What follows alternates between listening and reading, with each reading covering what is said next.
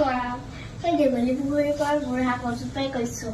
মহাভাৰতৰ যুগৰ পৰাই মই প্ৰাগজ্যোতিষপুৰ অসম আৰু অসমীয়াৰ বিভিন্ন কাহিনীয়ে সাক্ষী হৈছোঁ। কত জন্ম চাত জিলালে, কত ছবি আঁকিলে আৰু মুচিলে, কিমান সাধু কম, কিমান শুনিবা।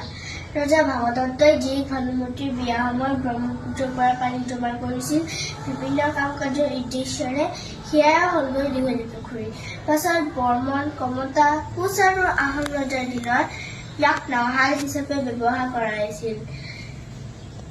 শৰাঘাটৰ নাথ লাচিত ফুকনে যুদ্ধৰ বাবে দীঘলীপুখুৰীতে নাও লুকুৱাই ৰাখিছিল।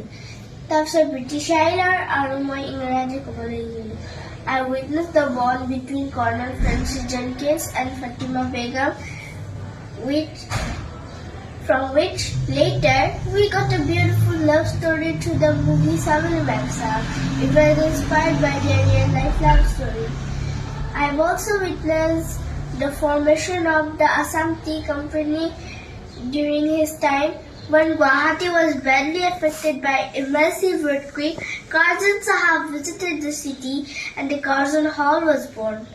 Then the emerging Guwahati welcomed Sir Henry Cotton and the prestigious Cotton College was born, honoring his name.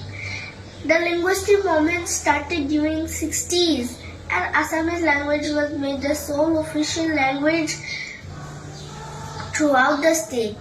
Here I am, still standing tall on the bank of Dieghalipukhuri, witnessing the stories of the city, the people, which has always been the centerpiece of Guwahati. Thank you.